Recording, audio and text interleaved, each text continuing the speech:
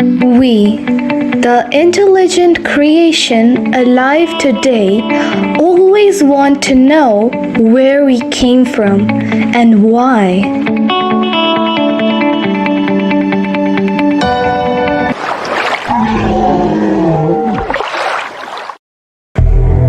What was the need of creation of living organ from a non-organic material? Who is our ultimate ancestor?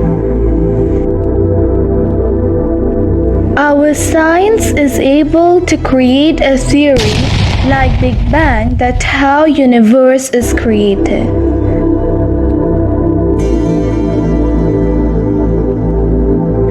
But till now, it is unsolved for us that how life arrived on Earth and why. The origin of life. But in my view, according to quantum theory, reality doesn't exist when we are not looking at it or not measuring it. Or simply, we can say universe may not exist if someone is not observing or measuring it.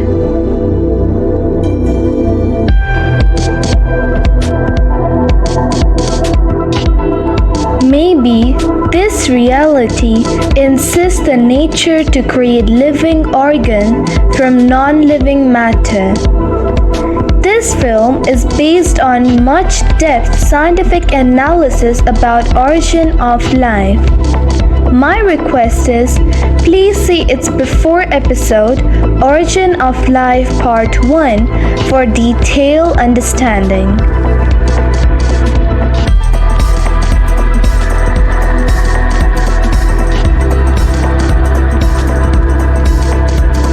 In mid-20th century, scientists believed in possibility that life formed spontaneously and naturally on the early Earth.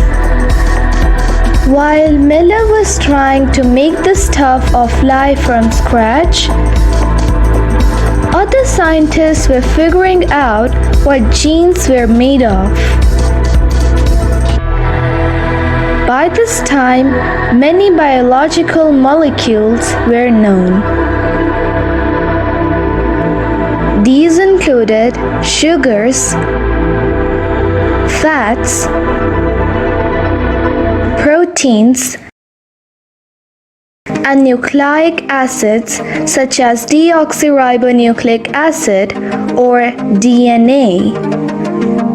There was one of the greatest scientific discoveries of the 20th century which reshaped the search for the origin of life by revealing hidden inside of living cells. Crick and Watson, two famous scientists, revealed that DNA is a double helix like a ladder that has been twisted into a spiral. The two poles of the ladder are each built from molecules called nucleotides. But what exactly DNA is? To understand a DNA, let us examine a living creature. Cells, the building blocks of all living creatures, including human. Cells communicate with each other and connect to create a solid, well stuck together. Animal cells build tissues which form organs, and organs work together to keep the organism alive. It is very difficult to estimate number of cells in a human body, because we cannot count all the cells in a human body. But luckily, our technology can measure the mean weight of a cell. The mean weight of a cell is 1 nanogram. For an adult man weighing 70 kilograms, simple arithmetic would lead us to conclude that that man has 70 trillion cells. On the other hand, If we calculate based on the volume of cells, the mean volume of a mammal cell is estimated to be 4 billionths of a cubic centimeter. Based on an adult man's typical volume, you might conclude that the human body contains 15 trillion cells. Let us go for a journey inside a single cell. Cells can be thought of as tiny packages that contain minute factories, warehouses, transport systems, and power plants. They function on their own, creating their own energy and self-replicating. The cell is the smallest unit of life that can replicate. Plasma membrane. To ensure each cell remains separate from its neighbor, it is enveloped in a special type semi-permeable membrane known as the plasma membrane. This membrane is predominantly made up of phospholipids which have several functions. Number 1, prevent water-based substances from entering the cells. Transport nutrients into the cells and also to transport toxic substances out of the cell. Number 3, it have proteins on it which interact with other cells. Those proteins can be glycoprotein, meaning there's a sugar and a protein moiety, or they could be lipid proteins, meaning there's a fat and a protein. And those proteins which stick outside of the plasma membrane will allow for one cell to interact with another cell.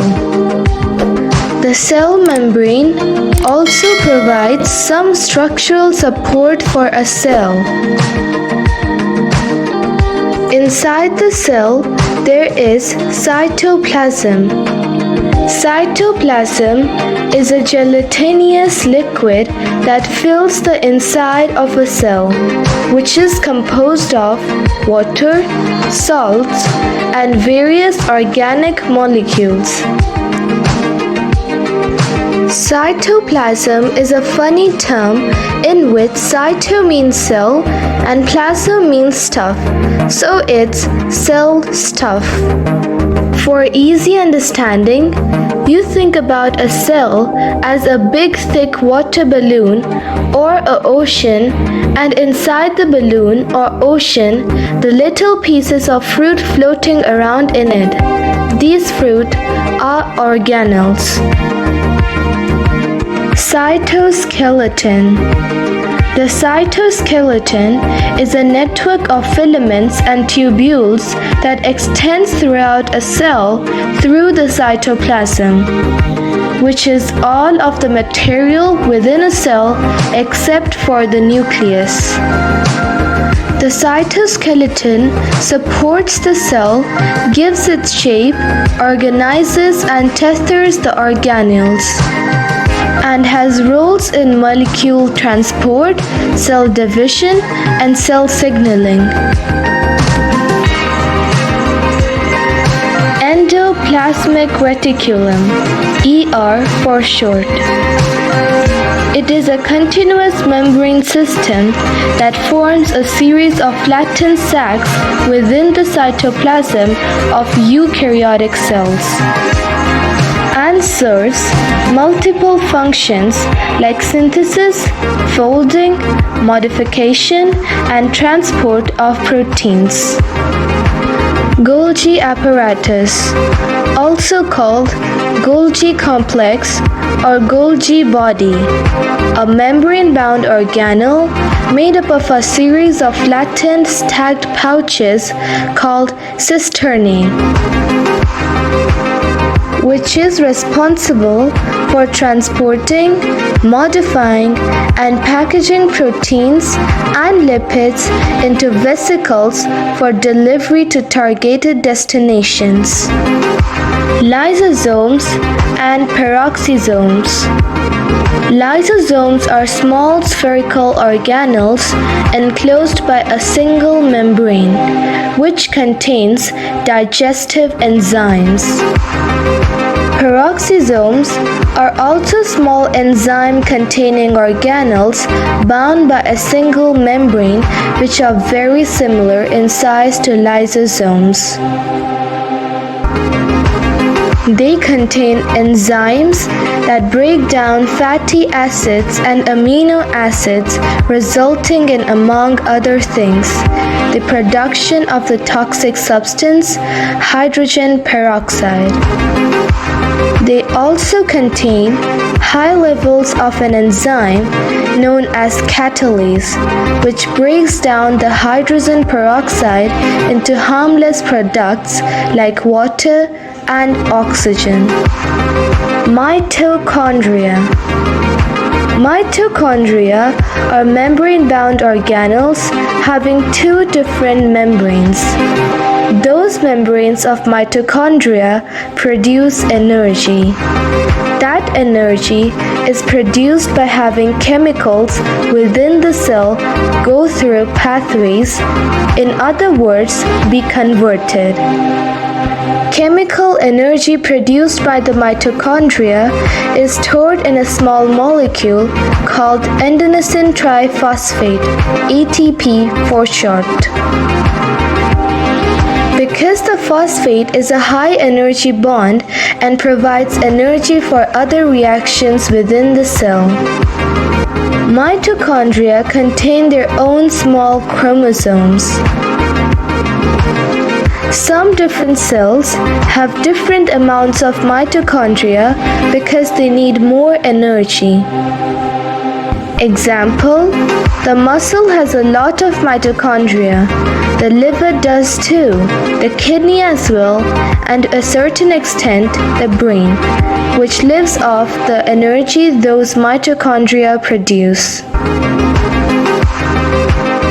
Ribosomes. Ribosomes are most important cell organelles, or a complex molecular machine found inside the living cells composed of RNA and protein that converts genetic code into chains of amino acids during the process called protein synthesis or translation. Finally, the most complex organelle or command center of cell, which send directions to the cell to grow, mature, divide, or die. The DNA, or deoxyribonucleic acid.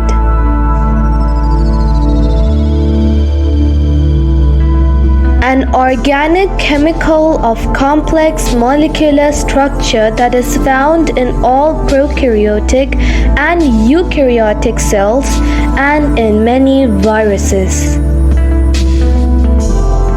It is found inside a special area of the cell called the nucleus. The cell have many DNA molecules. Each DNA molecule must be tightly packaged. This packaged form of the DNA is called a chromosome. But what is the function of a DNA? It contains all of the information necessary to build and maintain an organism. All living things have DNA within their cells. In fact, nearly every cell in a multicellular organism possesses the full set of DNA required for that organism.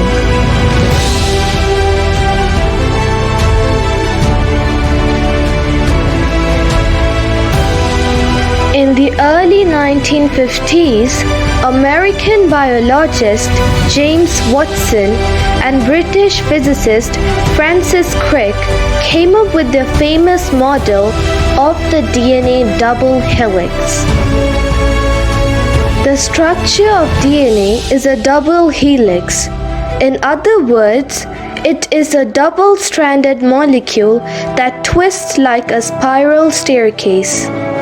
The outsides of the molecule, the railings of the staircase, are made up of deoxyribose sugars alternating with phosphates. The inside of the molecule, the steps of the staircase, are made of the nucleotide bases cytosine, guanine, adenine, and thymine. This structure explained how cells copy their DNA. In other words, it revealed how parents make copies of their genes and pass them on to their children. The key point is that the double helix exposes the genetic code made up of sequences of the genetic bases A, T, C, and G. That is normally locked away inside the DNA's ladders or rungs. Each strand is then used as a template to recreate a copy of the other. But what is a gene? Genes play an important role in determining physical existence. They carry information that makes you who you are and what you look like. Curly or straight hair, long or short legs, even how you might smile or laugh. Many of these things are passed from one generation to the next in a family by genes. Or, simply we can say, which are features or characteristics that are passed on to you from your parents or all animals and plants. Each cell in the human body contains about 25,000 to 35,000 genes. Let us understand more briefly that what is gene. During cell division, it is essential that DNA remains intact and evenly distributed among cells. Nearly all humans have the same genes arranged in roughly the same order, and more than 99.9% of your DNA sequence is identical to any other human. Still, we are different. On average, a human gene will have 1 to 3 letters that differ from one person to another person. These differences are enough to change the shape and function of a protein, how much protein is made, when it's made, or where it's made. They affect the color of your eyes, hair, and skin. A gene is the basic physical and functional unit of heredity. Some genes act as instructions to make molecules called proteins. However, many genes do not code for proteins. In humans, genes vary in size from a few hundred DNA bases to more than 2 million bases. An international research called the Human Genome Project, which working to determine the sequence of the human genome and identify the genes. They found that it contains estimated that humans have between 20,000 to 25,000 genes. Every person has 2 copies of each gene in form of DNA molecule inside a chromosome pair, where one inherited from each parent. Most genes are the same in all people, but a small number of genes, less than 1% of the total, are slightly different between people. These small differences contribute to each person's unique physical features.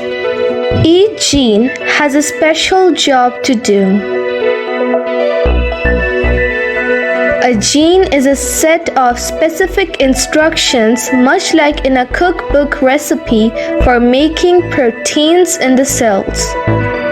Proteins are the building blocks for everything in our body.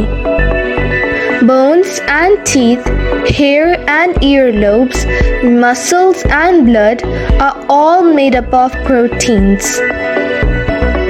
Those proteins help our bodies grow, work properly, and stay healthy. Scientists today estimate that each gene in the body may make as many as 10 different proteins. That's more than 300,000 proteins. But this complex is not enough to create a cell of any living organ. Because DNA is so precious, due to which cells prefer to keep it bundled away safely. For this reason, they copy the information from DNA onto short molecules of another substance called RNA, or ribonucleic acid. Imagine if DNA is a library book. RNA is a scrap of paper with a key message scribbled onto it. RNA is similar to DNA, except that it only has one strand. Finally, the process of converting the information in that RNA strand into a protein takes place in an enormously elaborate molecule called a ribosome. This process is going on in every living cell, even in the simplest bacteria. It is as essential to life as eating and breathing. So, advance of medical science took us deep inside the secret of living cells, that how a cell works inside a living organ, and make copy to increase the numbers. When a cell needs to make a particular protein, it reads the relevant gene in the DNA to get the sequence of amino acids. But that was a big problem for anyone trying to explain the origin of life, because it is hard to imagine how something so complex could ever have got started.